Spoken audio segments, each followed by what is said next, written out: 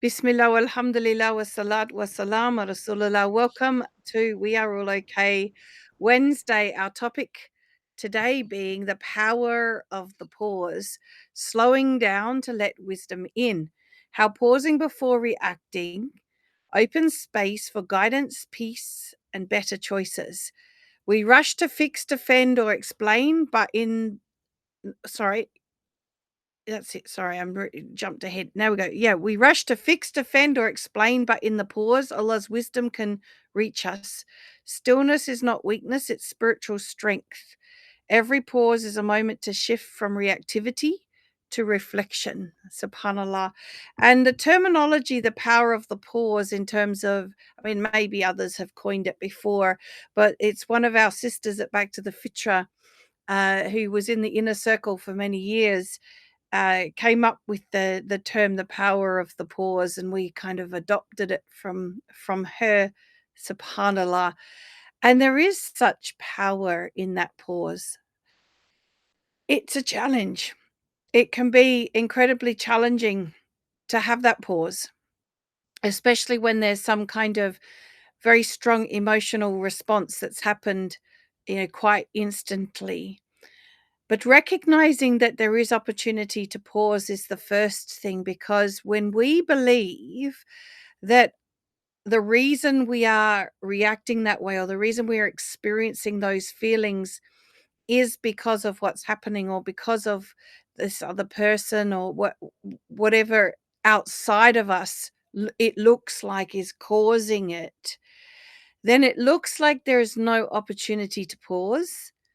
When we come to understand that, in fact, that's not actually how it works, that in fact, that everything we experience through the gift of thought, that gives us then the opportunity to pause. And it's really interesting that it's not a case of practicing the pause, and it's not a case of convincing yourself to pause. It's actually a shift in understanding that actually allows the pause to be there without trying.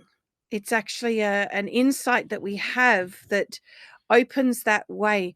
But even if we haven't had that insight, it's really important to appreciate that pause, even if it's for just a moment, is an opportunity to shift from doing something from a reactive perception, from a reactive perspective, to shifting to doing something where we're responding to a situation, and responding tends to be more pleasing to Allah than reacting. Like, who here has reacted to something and said or done something that they really well, probably ashamed of or disappointed in themselves about? I'm sure everyone, I know I have, right? When we are able to pause, we can respond rather than react. Reactions often come with behaviors that are displeasing to Allah. And so if we look at it from that perspective, it becomes a manner, a trust for us to recognize the power of the pause and slow down to let wisdom in. And what do we call by letting wisdom in? Our terminology at Back to the Fitra, like, we've got our own way of expressing things. When we say letting wisdom in, what we're meaning is allowing our connection with Allah to be strong, and for us to be able to recognize and follow how Allah is guiding us. And that's really, really important. So when we have that pause, instead of reacting from emotion, we can respond from wisdom through how Allah subhanahu wa ta'ala is guiding us. And of course, isn't that going to be the ultimate wisdom if we are following the way Allah is guiding us to respond? SubhanAllah. So that pause opens the way for that guidance. With that guidance comes a sense of peace in our response, even in difficult situations, and leads to better choices. What are the better choices? The choices are following how Allah is guiding us. Now, when we rush, what happens? We try to fix things, or we try to defend, or we try to explain, and it often makes matters worse. So I was at a conference last week, and there was a situation that came up, and it was a situation where somebody obviously had felt quite overlooked and had quite a grievance, and they came to the mic to share their grievance.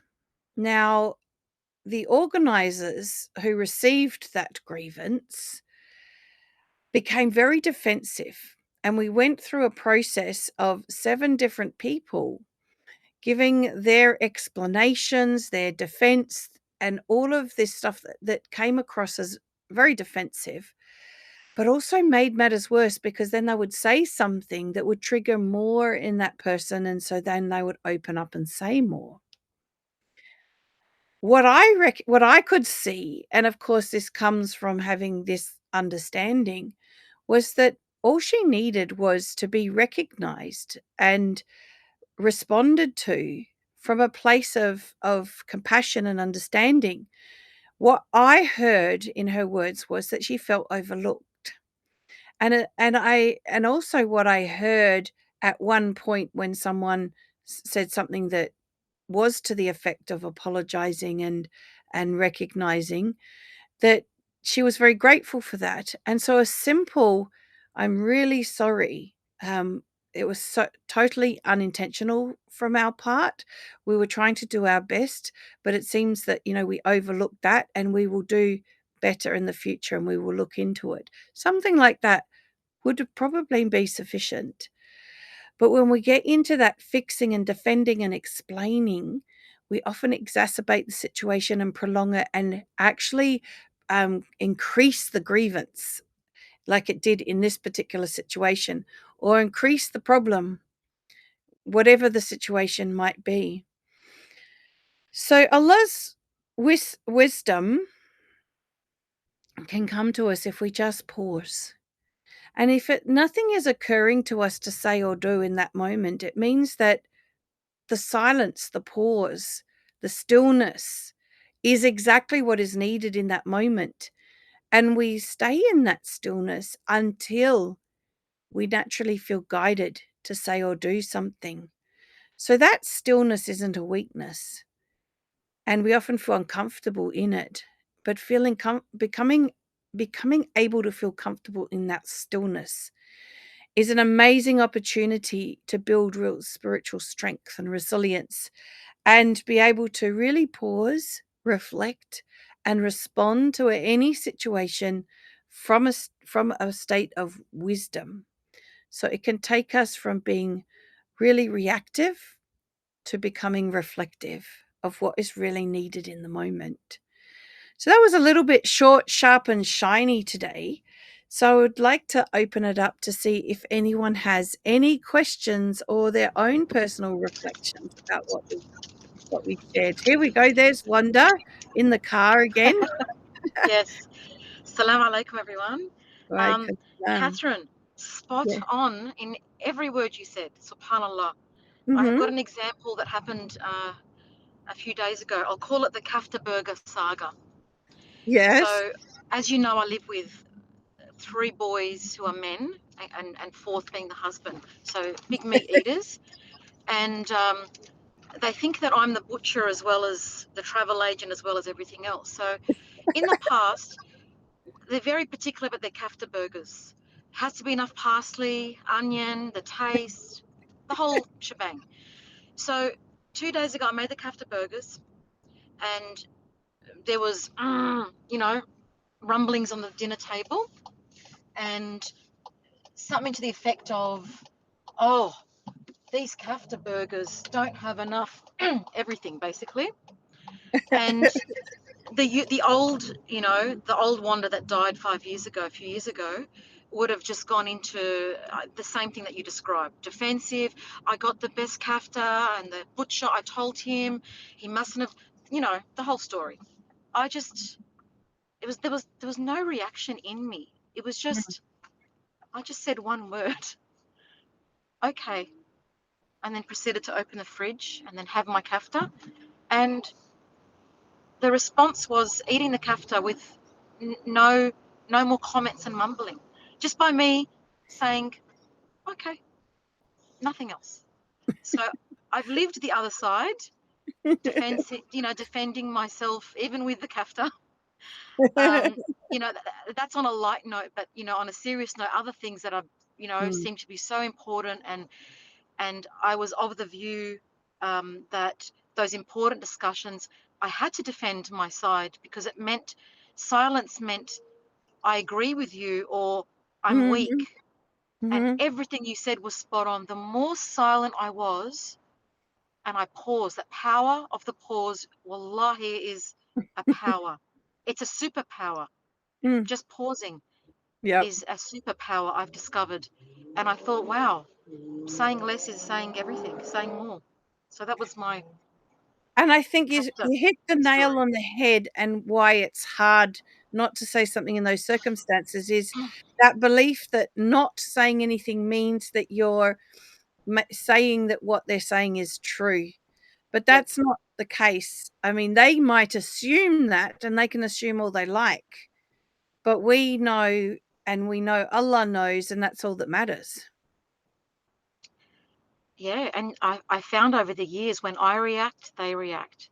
When Yeah. I'm quiet, oh, the mumblings die down. There is a ripple effect without you saying much. Subhanallah. It's a bit like if you're playing a game of tennis, right? You didn't hit the Yes. ball back, so there was nothing to hit back at you, right? It's like I didn't play my part. I Yeah, didn't play my part, my normal Wanda part. So yes, that yeah, was my little story. yeah, jazakallah khair for sharing that, because that's the perfect example of what I'm talking about, but a light-hearted one that's not um, too serious. Because I mean, I suppose for the men, the kaftas was pretty serious, but we get it. Subhanallah. Alhamdulillah. Alhamdulillah. Does anyone else have any questions or anything they'd like to share? Anything they've recognized from what we shared today?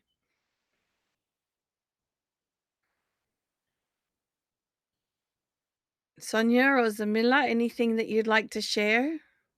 I think Zamila's having trouble with her connection. She's in and out. Subhanallah.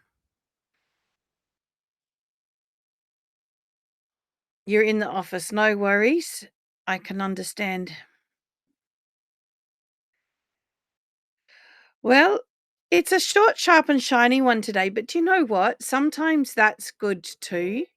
Just one point, and you take it away and just let it sink in, and it can make all the difference, subhanallah. So, inshallah, we will meet again next week for We Are All Okay Wednesday. Not sure what the topic will be, but as I always say, if you've got a topic you want me to talk about, just let me know. Send me a message in school and I will take it into consideration, inshallah. Usually, I try my best. If somebody raises a topic, I try my best to actually do that topic. All right. On that note, subhanaka Allahumma bihamdika shada la ilaha illa anta astaghfiruka wa atubu ilaik. Assalamu alaikum wa rahmatullahi wa barakatuh.